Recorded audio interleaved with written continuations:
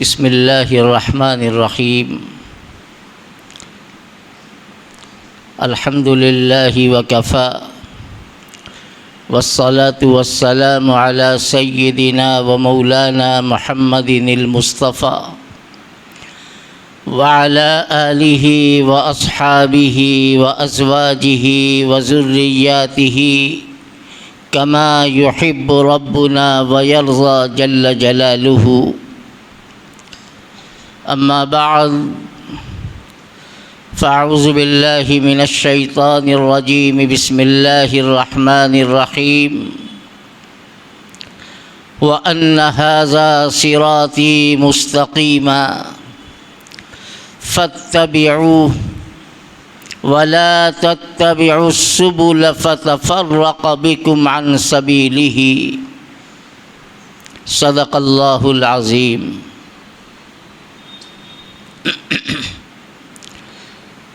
نہ تم صدمے ہمیں دیتے، نہ تم صدمے ہمیں دیتے، نہ ہم فریاد یوں کرتے۔ نہ تم صدمے ہمیں دیتے، نہ ہم فریاد یوں کرتے، نہ کھلتے راز سر بستہ، نہ یوں رسوائیاں ہوتی۔ یہ بالکل فی البدی تقریر سننے کے بعد جو میرے ذہن میں جو باتیں آئی ہیں وہی عرض کروں گا، اس لیے کہ میں تو کچھ سوچ آج کے تو آتا بھی نہیں۔ میرے عزیزوں، بزرگوں، بھائیوں، بچوں، ہم انجمن اصلاح المسلمین کے علماء کرام کی جلسوں کے سلسلے میں جو نشست اور مشورہ ہوتا ہے، اس میں ہم ایک بات کا بڑی اہمیت کے ساتھ دھیان دیتے ہیں کہ ہمارا جو جلسہ ہوتا ہے خاص طور سے عاشورے کا یا ربیع الاول کے 11 یا 12 تاریخ کو، ہماری کوشش یہ ہوتی ہے کہ ہم اس جلسے کو روایتی جلسہ نہ بنائیں، بلکہ جیسے جیسے وقت آگے بڑھ رہا ہے اور نت نئے مسائل پیدا ہو رہے ہیں اور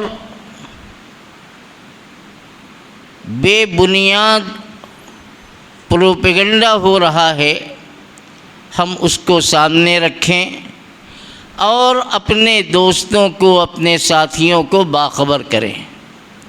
آپ نے محسوس کیا ہوگا کہ جو دونوں تقریریں ہوئی ہیں وہ اسی پس منظر میں ہوئی ہیں، اور یہ اللہ کا بہت بڑا کرم ہے کہ اس نے ہمیں ایک ایسی جماعت حقہ سے وابستہ کیا ہے، ایسی مقدس جماعت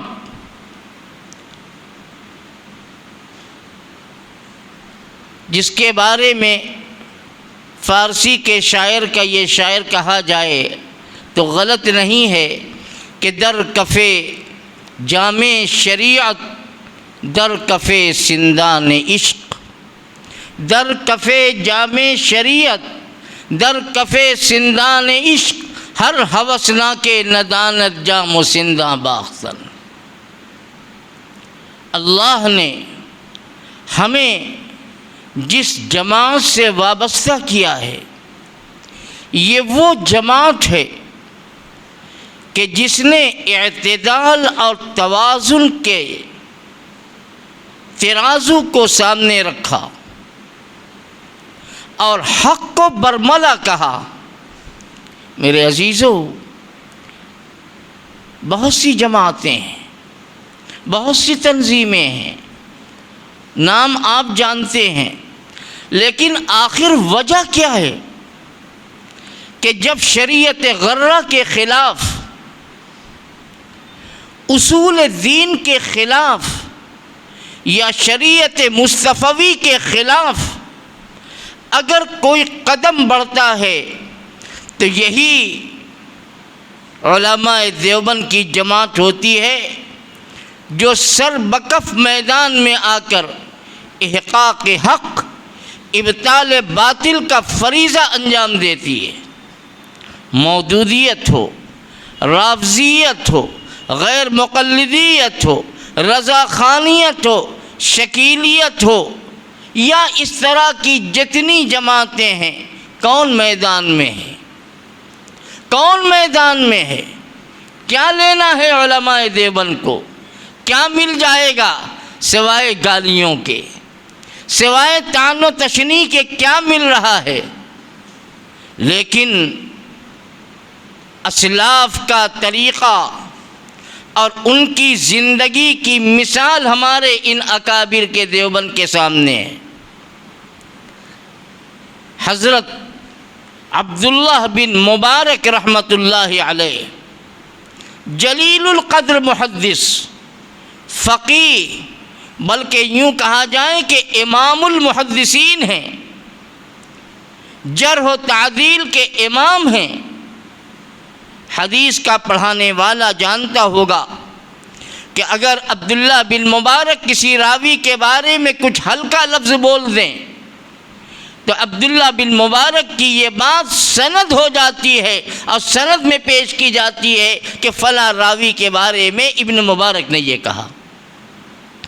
عبداللہ بن مبارک رحمۃ اللہ علیہ نے جب اس قسم کے راویوں پر جرح فرمائی، کبھی کاذب، کبھی اکذب الناس، کبھی حدیثہ ریح، یہ محدثین کی اصطلاح ہے، جب بولتے ہیں تو کسی کہنے والے نے کہا یا شیخ لا تغتب العلماء، اے شیخ، ابن مبارک کو مخاطب کر کے کہتا ہے کہ اے شیخ، آپ بڑے بڑے محدثین اور علماء کی عیب کو بیان کرتے ہیں کہ ان کے اندر یہ کمزوری ہے، حفظ کے اعتبار سے، ثقافت کے اعتبار سے، امانت و دیانت کے اعتبار سے، عدالت کے اعتبار سے یہ کمزوری ہے۔ کہتا ہے لا تغتب العلماء، آپ علماء کی غیبت کر رہے ہیں، آپ لوگوں کے عیوب کو بیان کر رہے ہیں۔ ابن مبارک کا جواب ہے جو آج ہر اہل حق اپنی پیشانی پر لکھ لے اور دل کی تختی پہ اسے نقش کر لے۔ عبداللہ بن مبارک نے فرمایا تھا اسکت اذا لم نبین کیف یعرف الحق من الباطل، زیادہ بک بک مت کرو، ہمیں سمجھاؤ مت کہ ہم راویوں کے بارے میں جو نقد کرتے ہیں، توثیق کرتے ہیں یا تضعیف کرتے ہیں، تم اسے غیبت کہتے ہو؟ خاموش ہو جاؤ۔ اذا لم نبین، اگر ہم نہ بیان کریں گے تو حق کو حق اور باطل کو باطل کیسے پہچانا جائے گا؟ سچ کیا ہے، باطل کیا ہے، جھوٹ کیا ہے، صداقت کیا ہے؟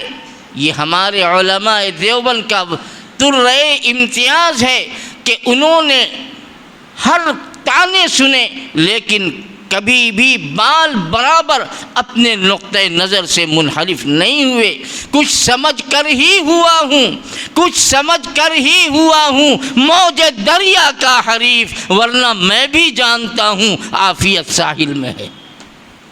خاموش ہو جائیں، سر پہ بٹھایا جائے گا، تاج سر نگار ڈالا جائے گا، ورنہ پاؤں کے نیچے کانٹے بچھائے جائیں گے اور کانٹوں بھری سیج پر چلنا پڑے گا۔ لیکن بس مجبوری یہی ہے۔ ایک اور سن لو، حضرت یحییٰ بن سعید القطان امام ہیں حدیث کے، راویان حدیث پر اتنی گہری ان کی نظر ہے کہ ان کی حیثیت بھی وہی ہے کہ ان کی رائے کو اور ان کی بات کو سند میں پیش کیا جاتا ہے کہ فلاں راوی کے بارے میں یحییٰ بن سعید القطان نے یہ بیان کیا ہے۔ ان سے بھی یہی کہا گیا کہ اے یحییٰ، تم لوگوں پر اعتراض کرتے ہو، لوگوں کے چھپے ہوئے عیب کو بیان کرتے ہو، کیا تمہیں اس بات سے ڈر نہیں لگتا کہ کل میدان محشر میں اللہ رب العزت والجلال کے سامنے یہ تمہارا دامن پکڑیں گے کہ اے پروردگار، انہوں نے دنیا والوں کے سامنے ہمیں بے عزت کیا تھا، ہمیں ذلیل کیا تھا، وہ راز جو آپ نے چھپا لیا تھا لیکن انہوں نے تشدد بام کیا اور اسے بڑھاوا دیا۔ کتنی بڑی بات کہی تھی یحییٰ بن سعید القطان رحمہ اللہ سے، لیکن جواب سنو، یحییٰ بن سعید القطان نے فرمایا لَهَؤُلَاءِ الَّذِينَ خَصَمُوا عِندَ اللَّهِ، یہ لوگ اللہ کے دربار عالی کے اندر میرے مد مقابل آ جائیں گے، مجھے اس سے خوشی ہے، میں اس کی کوئی پرواہ نہیں کرتا اس چیز کے مقابلے میں کہ کل میدان محشر میں رسول اکرم صلی اللہ علیہ وسلم کا سامنا ہوگا اور اللہ کا نبی مجھ سے پوچھے گا کہ اے یحییٰ تو حق جانتا تھا، اے یحییٰ تو سچ جانتا تھا اور تیرے سامنے جھوٹی باتیں آ رہی تھی، تو خاموش کیوں بیٹھا رہا؟ تو خاموش کیوں بیٹھا رہا؟ بتاؤ، کل نبی کریم صلی اللہ تعالی علیہ وسلم نے میرا دامن پکڑ لیا تو بتاؤ پھر خلاصی کی اور نجات کی کیا رائے ہوگی؟ دنیا کیا کہتی ہے، لوگ کیا سوچتے ہیں، ہمیں اس کی کوئی پرواہ نہیں ہے۔ ابطال باطل احقاق حق علماء دیوبند کی خمیر میں داخل ہے۔ انہوں نے دنیا کی بڑی بڑی طاقتوں کا مقابلہ کیا، باطل ازم کا مقابلہ کیا، غلط نظریات کا مقابلہ کیا، اور آج بھی ڈٹے ہوئے ہیں اور اس سے سر منہ انحراف کے لیے تیار نہیں۔ اور آج کے بیان میں آپ نے جو دیکھا ہے در حقیقت یہ اسی کی جھلک تھی، یہ اسی کی جھلک تھی۔ ہم نے اپنے بڑوں سے سیکھا ہے، اپنے پیش رو سے سیکھا ہے، شاہ ولی اللہ محدث دہلوی سے سیکھا ہے، شاہ عبد العزیز سے سیکھا ہے، شاہ عبد القادر سے سیکھا ہے، شاہ عبد الغنی مجددی سے سیکھا ہے، شاہ اسحاق دہلوی سے سیکھا ہے، اور حضرت نانوتوی، حضرت گنگوہی، نیچے اترتے چلے جائیے، ہم نے انہی سے سیکھا ہے۔ اس لیے میرے عزیزو، ہم یہ چاہتے ہیں کہ ہمارے اجلاس جو اس موقع سے ہوتے ہیں یہ مفید سے مفید اور کارآمد سے کارآمد ہو جائیں، ہوا کریں، اس لیے اس انداز میں گفتگو کی گئی۔ میرے بھائیو، یہ فرقہ صحابہ اکرام کی عظمت کے تعلق سے آپ نے جو کچھ سنا ہے حق اور سچ سنا ہے، اور جو باطل طاقتیں ہیں جو آ رہی ہیں کس بنیاد پہ آ رہی ہیں اس کی سچائی بھی آپ نے سنا۔ میرے عزیز مولانا عمار یاسر نے قرآن کریم کے تعلق سے کچھ باتیں بیان کی ہیں کہ دیکھو کس طرح سے، دیکھو تحریف دو طرح کی ہوتی ہے، ایک ہے تحریف لفظی اور ایک ہے تحریف معنوی۔ لفظی تعریف تبدیلی یہ ہے لفظ کو بدل دیا جائے، الفاظ بدل دیے جائے، اس کو علمی اصطلاح میں لفظی تحریف کہتے ہیں۔ معنی و مفہوم کو بدل دیا جائے، یہ معنوی تحریف کہلاتی ہے۔ یہ وہ فرقہ ہے، اس سے آپ کیا امید لگاتے ہیں؟ قرآن کے اندر اس نے تحریف کی ہے، لفظی بھی تعریف تبدیلی کی اور معنوی بھی تبدیلی کی۔ میں دو مثالیں صرف چند منٹ کے اندر دیتا ہوں۔ قرآن کریم میں اللہ تعالیٰ نے فرمایا، بڑی مشہور آیت ہے، خطیب پڑھتے رہتے ہیں، کنتم خیر امۃ اخرجت للناس تأمرون بالمعروف وتنہون عن المنکر۔ اللہ رب ذوالجلال فرماتے ہیں کہ تم لوگ بہترین امت ہو، کنتم خیر امۃ اخرجت للناس، لوگوں کے لیے برپا کی گئی ہو، اے اظہرت للناس، لوگوں کے لیے ظاہر کی گئی ہو۔ تم اچھی باتوں کا حکم کرتے ہو، بری باتوں سے روکتے ہو۔ ظاہر بات ہے کہ اس آیت کریمہ کے مصداق اول، مخاطب اول حضرات صحابہ رضوان اللہ علیہم اجمعین ہیں۔ اللہ جل جلالہ ان کی تعریف کرتا ہے کہ امت کیا، تم بہترین طبقہ ہو، امت کی بہترین جماعت ہو جنہوں نے یہ کام کیا۔ انہوں نے کیا کیا؟ کہا کہ نہیں، ایس کنتم خیر امت نہیں، یہ بدبختی کی انتہا بتا رہا ہوں۔ وہ کہتے ہیں کہ انتم خیر امت، یعنی اس سے ابو بکر، عمر، طلحہ، زبیر، سعد و سعید مراد نہیں ہے، بلکہ علی کو مخاطب کر کے اللہ کہتے ہیں انتم خیر امت، یعنی جرأت کی انتہا ہو گئی، گویا کہ الفاظ قرآن کو بدل کر اللہ کے نبی پر الزام اور اللہ پر العیاذ باللہ 100 مرتبہ العیاذ باللہ الزام، یعنی نبی اللہ کا جو وعدہ ہے کہ وَإِنَّا لَهُ لَحَافِظُونَ، اللہ کا وعدہ پورا نہیں ہو رہا ہے۔ ایسی تحریف ایک آیت اور سنا دیتا ہوں، قرآن کریم کی سورہ یوسف کے اندر اللہ تعالیٰ نے ارشاد فرمایا فَلَنْ أَبْرَحَ الْأَرْضَ حَتَّى يَأْذَنَ لِي أَبِي أَوْ يَحْكُمَ اللَّهُ لِي وَهُوَ خَيْرُ الْحَاكِمِينَ۔ کہنے والا کہتا ہے، اللہ نے اس کی بات کو نقل کیا ہے کہ ہم یہاں سے ٹلنے والے نہیں ہیں، یہاں تک کہ حتیٰ یأذن لی ابی، میرے والد مجھ کو اجازت دیں یا اللہ کا میرے بارے میں فیصلہ ہو جائے، اور وہ بہترین فیصلہ ہے۔ حضرت قتادہ رحمہ اللہ کے سامنے ان کے ایک شاگرد نے کہا کہ حضرت ایک شخص ہے جو جابر ابن یزید جعفی، جو غالی قسم کا شیعہ ہے، متصدد قسم کا شیعہ ہے، جابر جعفی، جابر بن یزید جعفی، جس کے بارے میں امام ابو حنیفہ رحمۃ اللہ علیہ نے اتنا سخت لفظ استعمال کیا ہے کہ امام صاحب اتنا سخت لفظ استعمال نہیں کرتے، فرمایا کان اکذب الناس۔ یہ جملہ امام ابو حنیفہ کا ہے، سب سے بڑا جھوٹا ہے۔ تو حضرت قتادہ کے سامنے جب ان کے ایک شاگرد نے آیت کریمہ پیش کی اور فرمایا کہ حضرت جابر جعفی کے سامنے قرآن پاک کی جب یہ آیت پیش کی گئی، سچائی میں بعد نہیں بتاؤں گا، پہلے اس کی بات سناتا ہوں کہ قرآن کے اندر کیسی تحریف اس نے کی، کہ جابر جعفی سے جب پوچھا گیا کہ اس آیت کریمہ کا مطلب کیا ہے تو وہ کہتا ہے کہ لم یجئ تأویل ہذہ، اس آیت کا مصداق ابھی ظاہر نہیں ہوا ہے۔ پوچھنے والے نے پوچھا کیا مطلب، آیت کا مصداق ظاہر نہیں ہوا؟ تو اس آیت کی تشریح کے اندر وہ بدبخت کہتا ہے کہ فلن ابرح الارض، یہ جملہ ہے ہمارے 12ویں امام مہدی کا، جو غار سر من رأى میں چھپے ہوئے ہیں۔ یہ بھی ایک عجیب کہانی ہے، عجیب طلسماتی بات ہے، یعنی ان کے 11 امام 3 صدی تک آ چکے، اب 1100 سال میں 12واں امام آ نہیں رہے، عجیب بات ہے۔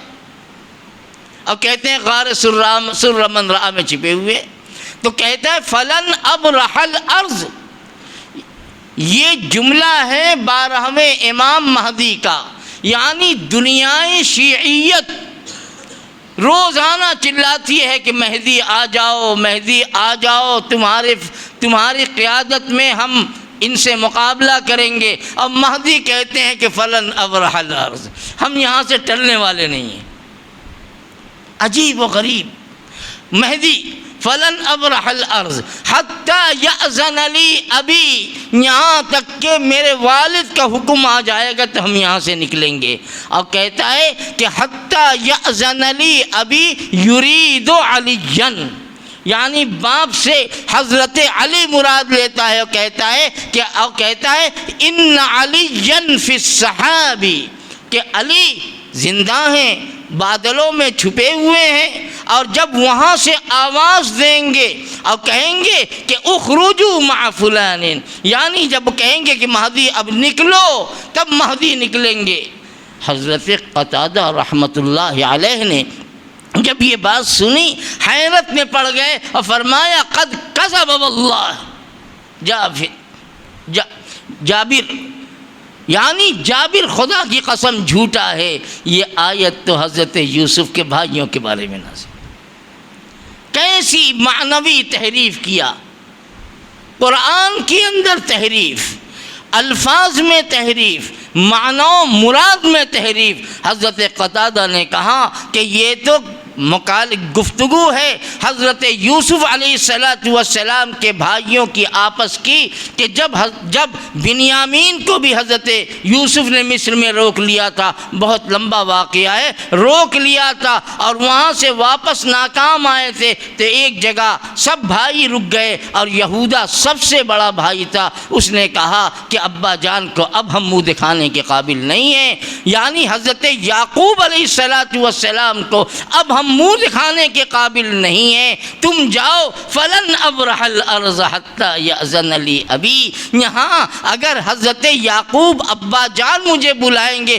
تب تو میں جاؤں گا، ورنہ ہم والد کو کیا منہ دکھائیں گے، ہم تو وعدہ کر کے آئے تھے کہ ہم بنیامین کو سلامتی کے ساتھ آپ کے پاس واپس لائیں گے۔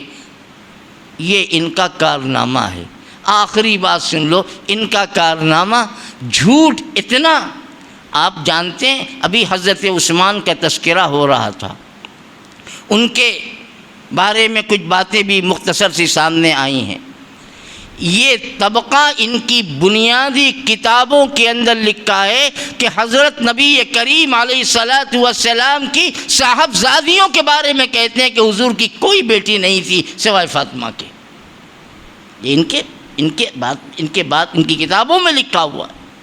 یہ کہتے ہیں کہ حضور کی صرف ایک بیٹی، جبکہ تمام کی تمام تاریخ اور حدیث سب موجود ہے، معتمد طریقے پر نبی کریم علیہ السلام کی 4 صاحبزادی، حضرت زینب، حضرت رقیہ، حضرت ام کلثوم، حضرت سیدہ فاطمہ رضی اللہ تعالی عنہم اجمعین، انکار کر دیا۔ کیوں؟ اس لیے کہ اگر مانیں گے تو حضرت عثمان کو حضور کا داماد ماننا پڑے گا، اور داماد بھی ذوالنورین، دوہرا داماد، یہ امتیاز اور یہ خصوصیت، اور انہیں یہ برداشت نہیں ہے، یہاں تک کہ حضرت عثمان غنی رضی اللہ تعالیٰ عنہ کے ایمان کے بھی منکر ہیں۔ میرے بھائی، سچائی اور حقیقت کو جاننا ضروری ہے، اب پردہ اٹھانا ضروری ہے۔ اللہ جزائے خیر دے ہمارے ان نوجوان فضلاء کو کہ بڑی محنت سے انہوں نے تیاری کی اور بہت ہی مدلل مواد کے ساتھ آپ کے روبرو ہوئے ہیں، اور یہ سچائی جانیے، اور حقیقت یہ ہے کہ علم کو علم والوں سے لیا جاتا ہے، علم کو علم والوں سے لیا جاتا ہے۔ فاسألوا اہل الذکر ان کنتم لا تعلمون، یعنی آپ موبائل دیکھ کر، یوٹیوب دیکھ کر کے آپ گوگل سے فتویٰ نہ لیجئے، خدا کے واسطے گوگل سے فتویٰ نہ لیجئے، یوٹیوب دیکھ کر اپنے نظریے کو نہ بنائیے، آپ علماء سے پوچھئے، آپ کو جن پر اعتماد ہے آپ ان سے دریافت کیجئے، حقیقت اور سچائی سامنے آنا ضروری ہے۔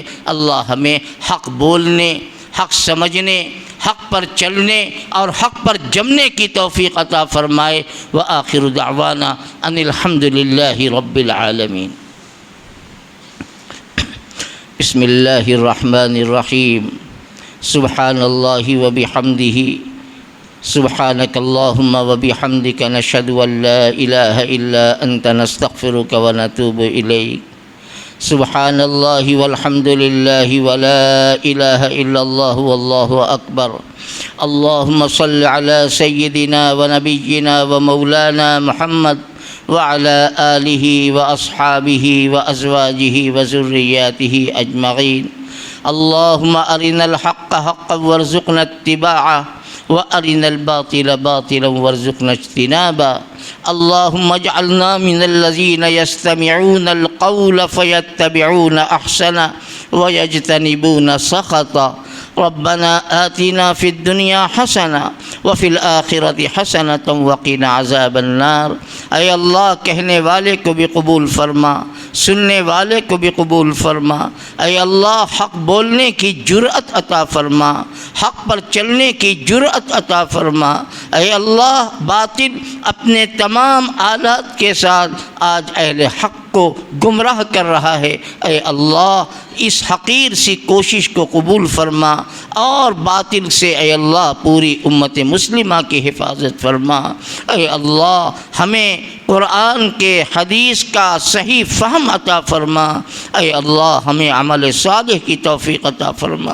الہ العالمین اپنی محبت نصیب فرما، اپنے نبی کی سچی محبت نصیب فرما، حضرات صحابہ کی محبت نصیب فرما، ازواج مطہرات اہل بیت کی محبت نصیب فرما۔ اے اللہ جو ہمارے دین کے سلسلے میں اے اللہ ہمارے بڑے ہیں، جن کے صدقے میں ہم نے دین کو جانا ہے، سمجھا ہے، اے اللہ اپنے شان عالی کے مطابق ان کو اجر جزیل عطا فرما۔ رب اغفر وارحم وانت خیر الراحمین۔ ربنا تقبل منا انك انت السميع العليم وتب علينا إنك أنت التواب الرحيم۔ سبحان ربك رب العزة عما يصفون وسلام على المرسلين والحمد لله رب العالمين۔